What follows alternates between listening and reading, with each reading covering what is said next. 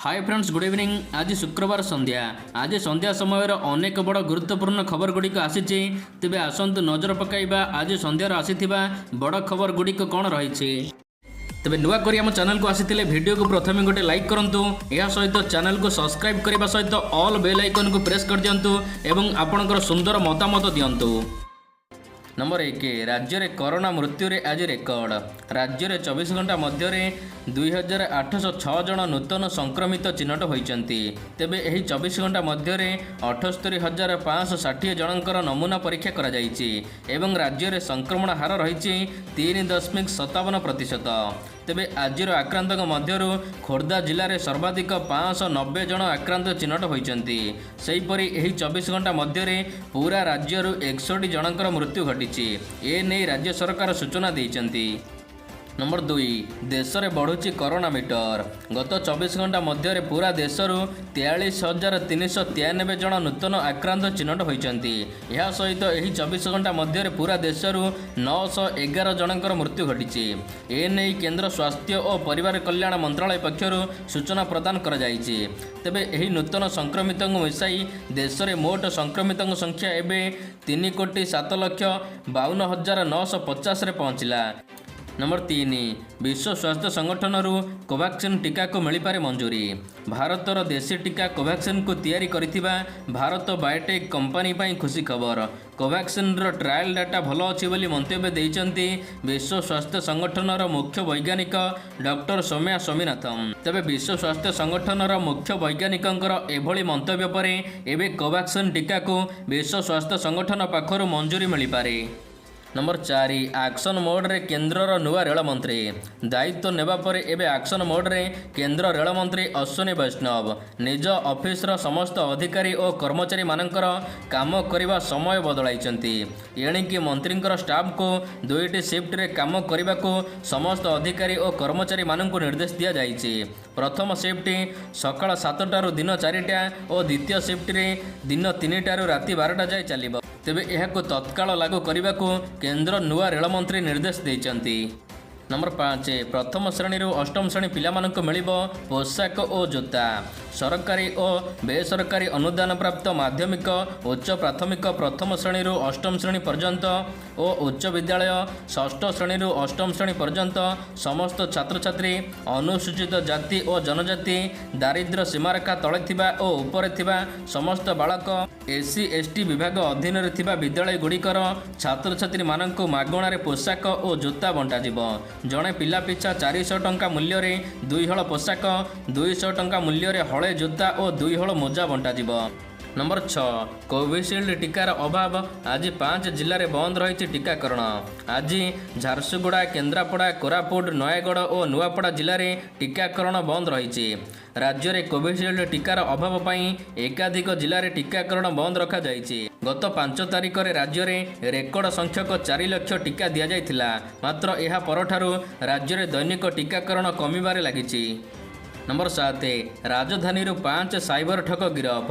राजधानी रे साइबर ठक भुवनेश्वर राजधानी 5 जन साइबर ठकों को गिरफ करेछि पुलिस। भरतपुर थाना पुलिस सहायता रे हैदराबाद साइबर पुलिस 5 जन को गिरफ करिबार सफल होइछि। अभियोग अनुसार गिरफ होइथिबा अभियुक्त माने हैदराबाद रे 30 लाख टंकार साइबर क्राइम रे संपृक्त अछंती। नंबर 8 कुन्नी पुओ को बचाइबा को जाई मार मृत्यु। घटनाटी घटी जाजपुर जिला दशरथपुर ब्लॉक तिहेली पंचायतर देउलीबाड़ गाँव में। सूचना मुताबक कुन्नी पुओ को घरे शुआई काम व्यस्त थिले माँ प्रियदर्शिनी। तेबे किछि समय पर पुओ आड़ को क्षिप्र गति रे एक नागसाप जाउथिबार लक्ष्य करथिले माँ। तेबे माँ पुओ निकट को जाई क्षिप्र गति रे जाउथिबा सापटी को हाथ में टाणी टाणी पदाक आनिथिले। एही समय रे सापटी चोट मारिथिला। तेबे सापटी चोट मारिबा फल रे प्रियदर्शिनी अचेत होई पड़िथिले। तेबे परिवार लोके चिकित्सा पाई जाजपुर जिला चिकित्सालय को नैथिले किंतु रास्ता रे तांकर मृत्यु होईछि। 2019 रे से विवाह करथिले। नंबर 9 आसंता 15 तारिख में ओडिशा बंद डाकरा कांग्रेसर समर्थन। ବଢ଼ୁଛି ତୈଳ ଦର, ପେଟ୍ରୋଲ ଡିଜେଲ ଦର ବଢ଼ୁଥିବାରୁ ପରିବହନ ଭଡ଼ା ବଢ଼ୁଛି ଏବଂ ବିଭିନ୍ନ ସାମଗ୍ରୀର ଦର ବଢ଼ିବାରେ ଲାଗିଛି। ତେବେ ତୈଳ ଦର ବଢ଼ୁଥିବାରୁ ବିଭିନ୍ନ ବାମପନ୍ଥୀ ଦଳ ଓ ସଂଗଠନ ପକ୍ଷରୁ ଆସନ୍ତା 15 ତାରିଖରେ ଓଡ଼ିଶା ବନ୍ଦ ଡାକରା ଦିଆଯାଇଛି। ତେବେ ବାମ ଦଳର ବନ୍ଦ ଡାକରାକୁ ସମର୍ଥନ କରିଛି କଂଗ୍ରେସ। କଂଗ୍ରେସ ପକ୍ଷରୁ ସମର୍ଥନ କରାଯାଇଥିଲେ ସୁଦ୍ଧା ରାସ୍ତାରୋକ କିମ୍ବା ପ୍ରତିବାଦ କରାଯିବ ନାହିଁ ବୋଲି ପିସିସି ସଭାପତି କହିଛନ୍ତି। ନମ୍ବର 10 ଯକ୍ଷ୍ମା ରୋଗ ଭଲ କରିଦେବା ପାଇଁ 500 ଚେଙ୍କ ଚାଲିଗଲା ଯୁବକଙ୍କ ଜୀବନ। ଆଦିବାସୀ ଅଞ୍ଚଳରେ ମନରୁ ହଟିନି ଅନ୍ଧବିଶ୍ୱାସ। ଆଉ ଏହି ଅନ୍ଧବିଶ୍ୱାସ ପାଇଁ ଆଜି ଜଣେ ଯୁବକଙ୍କର ଜୀବନ ଯାଇଛି। କେନ୍ଦୁଝରରେ ଜଣେ ଯୁବକଙ୍କୁ ଅତ୍ୟନ୍ତ ଅମାନସିକ ଭାବରେ 500 ଚେଙ୍କ ଦିଆଯାଇଛି। ପରେ ଛଟପଟ ହୋଇ ଜୀବନ ଚାଲିଯାଇଛି ଯୁବକଙ୍କର। ଏଭଳି ହୃଦୟ ବିଦାରକ ଘଟଣା ଘଟିଛି କେନ୍ଦୁଝର ଜିଲ୍ଲା ବଂଶପାଳ ବ୍ଲକ ଅନ୍ତର୍ଗତ ତଳ କାଇଁସାରୀ ପଞ୍ଚାୟତର ଉପର କାଇଁସାରୀ ଗାଁରେ। ନମ୍ବର 11 ପ୍ରତ୍ୟାହାର ହେବନି କୃଷି ଆଇନ କହିଲେ କୃଷିମନ୍ତ୍ରୀ।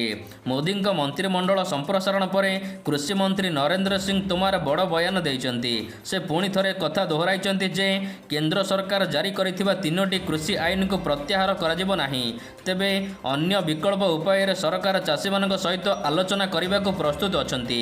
ଏଥିସହିତ ସେ କୃଷକମାନଙ୍କୁ କହିଛନ୍ତି ବିରୋଧ ବନ୍ଦ କରିବାକୁ ଏବଂ ଆଲୋଚନା ପାଇଁ ଆଗକୁ ଆସିବାକୁ ଅନୁରୋଧ କରିଛନ୍ତି। ନମ୍ବର 12 ଆସନ୍ତା 24 ଘଣ୍ଟା ମଧ୍ୟରେ ରାଜ୍ୟର 10 ଜିଲ୍ଲାରେ ପ୍ରବଳ ବର୍ଷା। ଆସନ୍ତା 24 ଘଣ୍ଟା ମଧ୍ୟରେ ରାଜ୍ୟରେ ପ୍ରବଳ ବର୍ଷାର ସମ୍ଭାବନା ରହିଥିବା ଭୁବନେଶ୍ୱର ଆଞ୍ଚଳିକ ପାଣିପାଗ କେନ୍ଦ୍ର ପକ୍ଷରୁ କୁହାଯାଇଛି। ଏହି ଜିଲ୍ଲାଗୁଡ଼ିକ ମଧ୍ୟରେ ରହିଛି ସୁନ୍ଦରଗଡ଼, ଝାରସୁଗୁଡ଼ା, ସମ୍ବଲପୁର, ଦେବଗଡ଼, କେନ୍ଦୁଝର, ଅନୁଗୁଳ, ମୟୂରଭଞ୍ଜ, ବାଲେଶ୍ୱର, ନୂଆପଡ଼ା, ବରଗଡ଼, ସୁବର୍ଣ୍ଣପୁର, ବଲାଙ୍ଗୀର ଆଦି ଜିଲ୍ଲା। ତେବେ ଉକ୍ତ ଜିଲ୍ଲାଗୁଡ଼ିକ ପାଇଁ ୟେଲୋ ୱାର୍ଣ୍ଣିଂ ଜାରି କରାଯାଇଛି।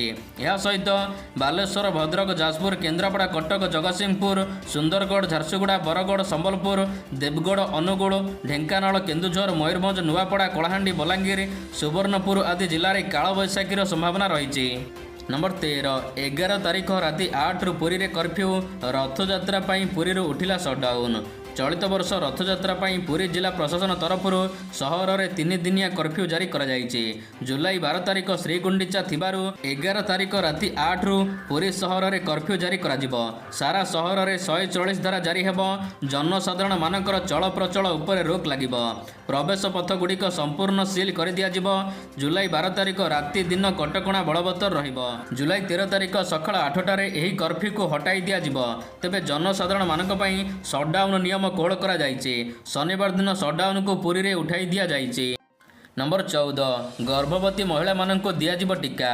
ଜୁଲାଇ 15 ତାରିଖ ପରେ ଗର୍ଭବତୀ ମହିଳାମାନଙ୍କୁ ଦିଆଯିବ ଟିକା। ଏନେଇ ସ୍ୱାସ୍ଥ୍ୟ ଓ ପରିବାର କଲ୍ୟାଣ ନିର୍ଦ୍ଦେଶକ ବିଜୟ ପାଣିଗ୍ରାହୀ ଆଜି ସୂଚନା ଦେଇଛନ୍ତି। ସେ କହିଛନ୍ତି ଜୁଲାଇ 15 ତାରିଖ ପରେ ଓଡ଼ିଶାରେ ଗର୍ଭବତୀ ମହିଳାମାନଙ୍କୁ ଟିକାକରଣ କରାଯିବ।